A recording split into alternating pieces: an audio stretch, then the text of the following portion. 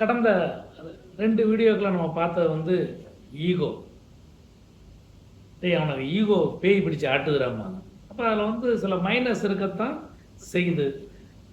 ஒரு தன்னம்பிக்கையை வளர்க்குது, இல்லை சவாலை ஏற்றுக்கொள்ள அளவுக்கு நமக்கு வந்து ஒரு உந்துதல் கொடுக்குதுங்கிறது நமக்கு ப்ளஸ். இருந்தாலுமே அந்த நெகட்டிவ் பாயிண்ட்ஸை நம்ம எப்படி கண்ட்ரோல் பண்ணுறதுங்கிறத சென்ற வீடியோவில் நம்ம பார்த்தோம். அதோடைய தொடர்ச்சி how to control our ego, என்னுடைய அகங்காரத்தை நான் எப்படி கண்ட்ரோல் பண்ணுறது அப்படிங்கிறத 6 பாயிண்ட்டு சென்ற வீடியோவில் பார்த்தோம். இப்போ 7வது, தனிமையிலிருந்து தன்னை அறிந்து கொள்ளுங்கள். தனிமையாக இருக்கும்போது, அதாவது தனியாக இருக்கும் பொழுது, சிந்திக்கும் பொழுது நாமளே சில விஷயங்கள் அறிஞ்சுக்கலாம். நாம் தவறு எதுவும் செஞ்சிருந்தோம்னா நீ தப்பு பண்ணுறேங்கிறத நம்முடைய மனசாட்சி கூட சுட்டி காமிக்கும். இன்னும் சொல்லணும்னா ஒருத்தரை பற்றி, அதான் நம்மளை பற்றி நம்மளே என்ன செய்யணும், இதெல்லாம் என்னுடைய ப்ளஸ், இதெல்லாம் என்னுடைய ஸ்ட்ரென்த்து, இதெல்லாம் என்னுடைய வீக்னஸ் அப்படின்னு சொல்லி நம்ம 1 2 3 4 பாயிண்ட் போட்டு எழுதி வைக்கலாம். இது எதுக்காக அப்படின்னு கேட்டிங்கன்னா, இந்த ஸ்ட்ரென்த்துங்கிறத நம்ம வந்து அப்படியே மெயின்டைன் பண்ணணும். ஒருவேளை சார் எனக்கு பயங்கரமான கோபம் வரும், சரிங்க, யார் மேலே காமிப்பீங்க? அப்போ தேவையாங்கிறது இருக்குது. நம்ம கோபப்படுறதுனால ஆக்சுவலாக நம்ம உடம்பு தான் என்ன செய்யும், ப்ரெஷர் கூடி நம்முடைய உடல்நிலை தான் கெட்டுப்போம். அப்போ என்னுடைய மைனஸ் என்ன, நான் சோம்பேறியாக இருக்கேன் அப்படின்னா அப்போ நான் என்ன செய்யணும், ஹார்ட் ஒர்க் பண்ணுறக்கூடிய வழிமுறையிலே நான் பார்க்கணும். அப்போ தனிமையில் சிந்திக்கும் பொழுது நம்மளை புரிஞ்சுக்கலாம், அடுத்தவனைகிட்ட நம்ம எப்படி நடந்து கொள்ள வேணுங்கிற ஒரு அறிவுரையை நமக்கு தரும். 8, மனுஷனுக்கு என்ன வரும், புகழ், செல்வம், இவற்றெல்லாம் அடைஞ்சால் கூட நம்ம எப்படி இருக்கணும், அடக்கமாக இருக்க வேணும். பெரிய பெரிய ஆளுகளை பாருங்கள், அப்படியே பழமொழி ஒன்று சொல்லுவாங்க, நிறை குடம் வந்து நினச்சி அது தழும்பாது, ஆனால் இது நினச்சியும் கூட நான் பாதி குடமாக இருக்கிறதே ஆடிக்கிட்டு இருக்கோம். அதே மாதிரி தான் ஈகோ.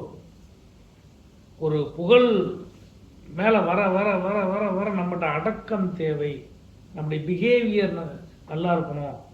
ஒரு உயர்ந்த பதவியில் இருந்தோம்னா நாம் எப்படி அடுத்தவங்களுக்கு ஹெல்ப் பண்ணுறங்கிறத நமக்கு பார்க்கணும். அப்படி பண்ணாலே நமக்கு என்ன செய்யும், நிறைய புகழ் இன்னும் கூடுதலாக கிடைக்கும், நம்ம அகங்காரம் குறையும். 9, குறைகளை திருத்திக் கொள்ளுங்கள். எல்லாத்தையும் குறைகள் இல்லாத மனுஷனே இருக்க முடியாது. நான் எல்லாமே பெர்ஃபெக்ஷன், நோ. நம்மகிட்ட ஏதாவது ஒரு சிறு சிறு குறைகள் இருக்கலாம். சிறு சிறு குறைகள் இருக்கும் பொழுது அது எப்போ தெரியும், அடுத்தவங்க நம்மளை சொல்லும் போது தெரியும்.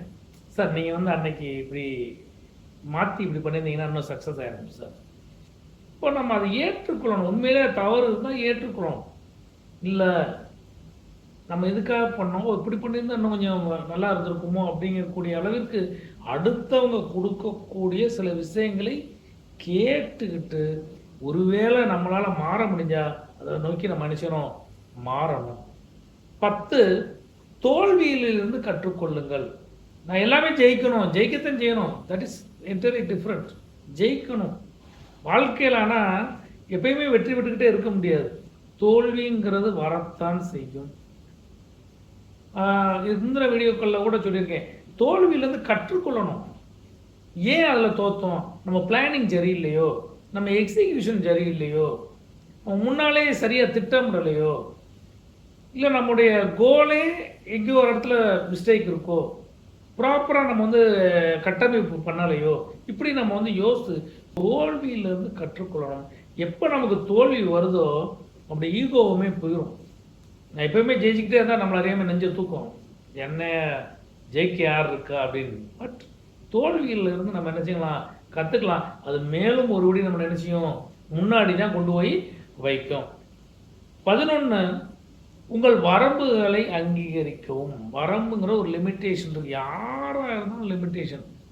ஒரு கோடீஸ்வரன், ஓகே, எவ்வளோ கோடீஸ்வரர் வச்சுருப்பார், எவ்வளோ பணம் வச்சுருப்பார், 5 கோடி 10 கோடி 100 கோடி 1000 கோடி. ஒரு 1000 கோடி வச்சுருக்கவர்கிட்ட 5000 கோடி கேட்டால், ஸோ எல்லாத்துக்கும் ஒரு வரம்பு இருக்குது. மேனேஜர், அசிஸ்டன்ட் மேனேஜர், நான் அசிஸ்டன்ட் மேனேஜர் தெரியுமா, அசிஸ்டன்ட் மேனேஜருக்கு என்ன இருக்குது, ஒரு வரம்பு இருக்குது. மேனேஜருக்கு மேலே ஒருத்தர் இருக்கார்ல. அப்போ ஒவ்வொருத்தருக்குமே என்ன இருக்குன்னா ஒரு வரம்பு இருக்கிறது. நம்முடைய எல்லை என்ன அப்படிங்கிறத கிளியராக தெரிஞ்சுக்கிட்டு அதை ஏற்றுக்கொள்ளணும். எப்போ நம்முடைய எல்லையே இவ்வளோதாண்டா, நமக்கு மேலே இன்னொரு இது இருக்குன்னாவே நமக்கு வந்துச்சு ஆட்டோமேட்டிக்காக பணிவுங்கிறது நமக்கு வந்துடும். 12 பிறரை பாராட்டுங்கள்.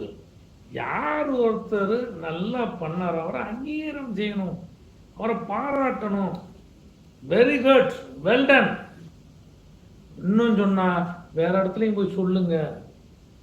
ஏதோ ஒரு மீட்டிங்கில் நம்ம என்ன சொல்லலாம், இன்னைக்கு சேல்ஸ் இவ்வளோ கூட இருக்குன்னா ரமேஷ் தான் அதுக்கு காரணம்னு சொல்லுங்க. இல்லை அது யார் செஞ்சாங்களோ அதை சொல்லுங்க. இவர்னால தான் திட்டம் நிறைவேறுச்சின்னு சொல்லுங்க. இந்த ஐடியாவை கொடுத்ததே இவர் தான்ங்கிறத சொல்லுங்க. இந்த அங்கீகாரம் கொடுக்கும் பொழுது ஆட்டோமேட்டிக்காக பார்த்தீங்கன்னா மற்றவங்களும் சில விஷயங்கள் தன்னால் செய்வாங்க. நமக்கு என்ன இருக்கும், இந்த கிரெடிட்டை ஒரு ஆள் கொடுக்கும்போது ஆட்டோமேட்டிக்காக நமக்கு தான் வந்து சேரும். ஏன்னா நம்ம சரின்னு சொல்லாமல் அந்த விஷயம் நடக்காது இல்லையா? அப்போ நிறைய விஷயங்கள் இன்னோவேட்டிவாக நடக்க வாய்ப்புகள் உண்டு. நமக்கு என்ன செய்யும், ஈகோ குறையும். 13வது பாயிண்ட், எளிமையாக வாழுங்கள். எளிமையாக வாழுங்க, பி சிம்பிள். காந்திஜி எப்படி இருந்தார், ஃபாரினில் படித்தவர், ஆனால் என்ன செஞ்சார், ரொம்ப எளிமைக்கு உதாரணமாக இருந்தார்.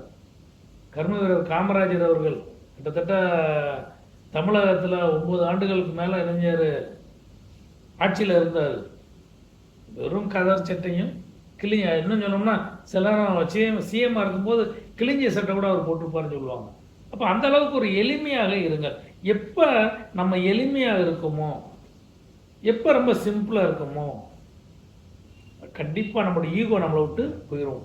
ஏன்னா பணிவு வந்துடும். பதவி வரும்போது பணிவு வர வேண்டும் அப்படிம்பாங்க. அந்த பணிவு நம்மளை நோக்கி வந்துடும்.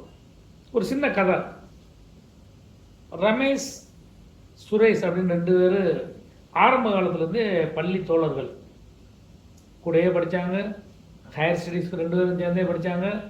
2 பேரும் சேர்ந்து ஒரு பிஸ்னஸ் ஆரம்பித்து நல்லா டெவலப், கஷ்டப்பட்டு மேலே வர்றாங்க. பிஸ்னஸ் நல்லா க்ரோத் ஆயிடுச்சு, பெரிய லெவலில் வந்துருச்சு.